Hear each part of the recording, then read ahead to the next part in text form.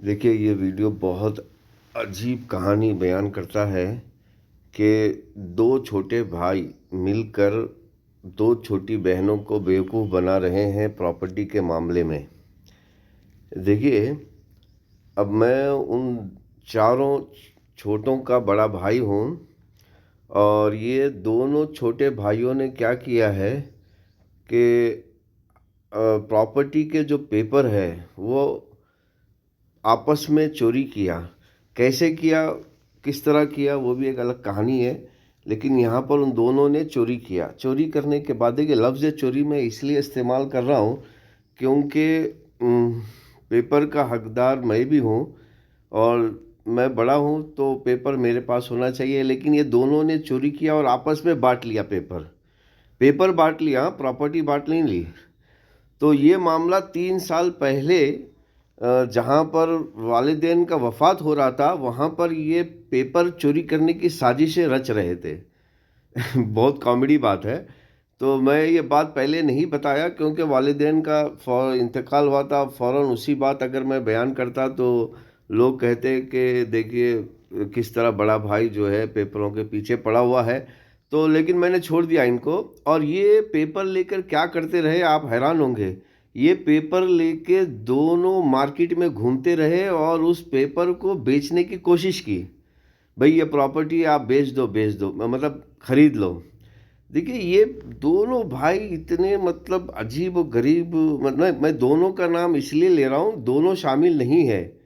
देखिए दोनों शामिल नहीं है। जाविद ये काम कर रहा है, जो छोटा भाई है जिसका नाम जाविद है और उसकी शादी हमने एक अच्छे घराने में कराई है और वो उस अच्छे घराने का सपोर्ट लेकर वो काम कर रहा है। और आबिद जो है वो बीच वाला भाई है, उसने मतलब उसका योगदान कुछ भी नहीं है। अब उसका योगदान कुछ भी नहीं है किसी भी काम में, लेकिन वो इनडायरेक्टली उनको सपोर्ट कर रहा है। इनडायरेक्टली, डायरेक्टली नहीं, क्योंकि उसका खामोश रहना ही सपोर्ट के जैसा है। तो इसलिए मैं दोनों का नाम ले रहा हूँ। लेकिन ज़्यादा जो 99% जो एक्टिविटी है ये सारी चोरी की और एक अजीब व गरीब छोटे बच्चे की हरकत जो है ये जाविद कर रहा है। ये जाविद क्या कर रहा है आप हैरान होंगे। पेपर लेके जो है ना, थोड़े पेपर बहनों को भी काम पे लगा दिया है कि आप भी इस पेपर को बेचो, यानी कि इस प्रॉपर्टी को बेचो, और खुद भी ये काम पे लग गया 3 साल से। अब मैं ये मैंने छोड़ दिया। मुझे पता है कि कहाँ पर किसके पास जा रहे हैं, किसके पास जा रहे हैं, उसको पता है क्योंकि वो आकर मेरे से बात कर रहे हैं। तो मैंने कहा कि नहीं भैया, ये प्रॉपर्टी सबकी है और सबका इसमें हक है, तो आपको सबके सिग्नेचर चाहिए तभी आपकी कानूनन प्रॉपर्टी होगी, वरना ऐसा एक दो से नहीं काम चलेगा। तो बहरहाल मेरा कहने का ये मतलब है, 3 साल में ये प्रॉपर्टी बेच नहीं पाए किसी को और कोई उसका खरीदार नहीं हुआ। क्योंकि जब चोरी की प्रॉपर्टी आप बेचते हो तो चोरी की प्रॉपर्टी क्या होती है कि हमेशा 100 रुपये की चीज़ 1-2 रुपये में बेचने के लिए तो ये हो जाती है। तो वैसे भी आप चोरी कर रहे हो तो मतलब आपका मकसद ही ख़त्म हो जाता है। पहले तो आजकल प्रॉपर्टी बिकती नहीं है चोरी की। तो बहरहाल ये 3 साल में इन्होंने ये काम नहीं किया।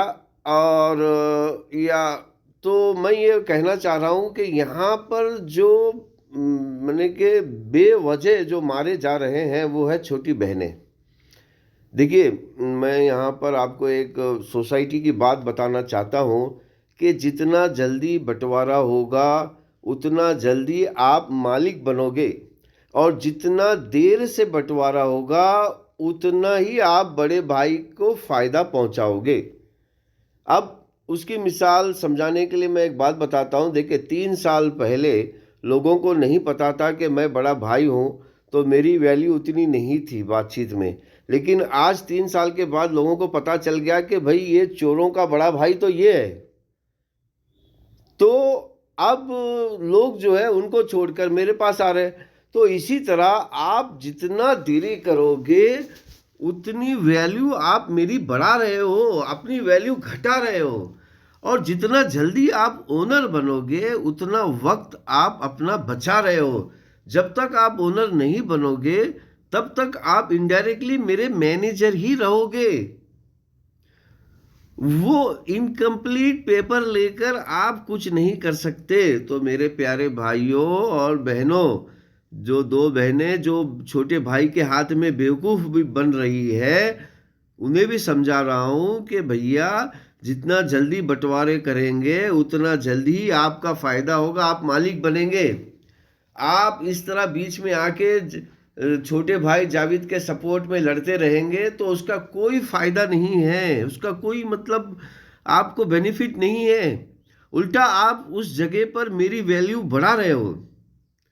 क्योंकि देखिए, मैं अभी तक पिक्चर में नहीं आया तो आपकी वैल्यू बनी रही। अब जैसे कि मैं पिक्चर में आ रहा हूं तो खुद ब खुद आपकी वैल्यू घट के मेरी वैल्यू बढ़ रही है। तो मेरी वैल्यू बढ़ा कौन रहा है?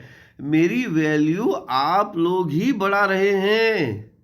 अरे मेरे प्यारे छोटे बेवकूफ़ों भाइयों, सोसाइटी के निज़ाम को समझो, सोसाइटी किस तरह काम करती है उसको समझो, क्यों अपना नुकसान कर रहे हो।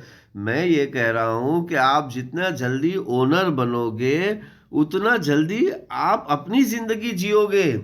वरना आप इनडायरेक्टली मेरे से सैलरी नहीं ले रहे हो लेकिन मेरे मैनेजर बने रहोगे अगर डिवाइड नहीं होगा तो। अब मेरे पीछे लोगों को लगाना और मैं जहाँ जा रहा हूँ वहाँ पर बात बिगाड़ना, इससे कोई मसला थोड़ी हल होने वाला है। अबे पागल हो, इससे कोई मसला हल होने वाला नहीं है। इससे उल्टा मेरी इज्जत ही वहाँ बढ़ेगी, क्योंकि ये तो जाएंगे बोलेंगे इनको कि भाई ये तो बड़ा भाई नहीं है, लेकिन जब उन्हें पता चलेगा कि मैं इनका बड़ा भाई हूँ तो वो खुद ब खुद जो है वहाँ पर सारी मतलब सिचुएशन मेरी तरफ हो जाएगी। तो मैं यहाँ पर रिश्तेदारों से, चाचाओं से, चाचियों से अर्ज कर रहा हूँ, अपने सारे रिश्तेदारों से, कि भैया हमारे छोटे भाइयों और बहनों को समझाइए।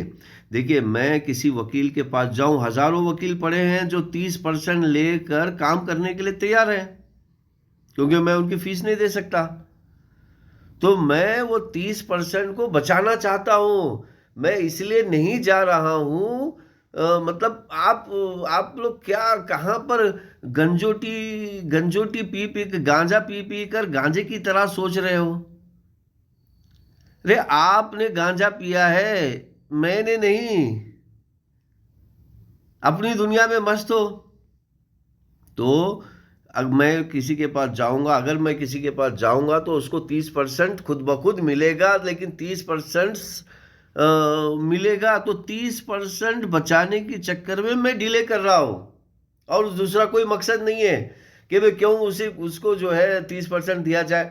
क्यों ना वो 30% आपस में जो हमारे मजबूर भाई हैं उनको दिया जाए। तो यहाँ पर मेरी गुजारिश है हमारे प्यारे भांजों से भी, भांजियों से भी, कि आप लोगों को मोहरा बनाया जा रहा है, इस्तेमाल किया जा रहा है। आप जितना जल्दी कानूनन ओनर बनोगे उतना जल्दी आप अपनी ज़िंदगी जीना शुरू करोगे, वरना आप इनडायरेक्टली मेरे ही मैनेजर रहोगे बगैर सैलरी के। तो बगैर सैलरी के क्यों काम कर रहे हो मेरे प्यारे भांजों भांजियों, मेरे भतीजे भतीजियों, क्यों बगैर सैलरी का? आप ओनर बनो, डायरेक्ट मैं कह रहा हूं आप ओनर बनो। कब तक ये ख्याली पुलाव की जिंदगी जीते रहोगे?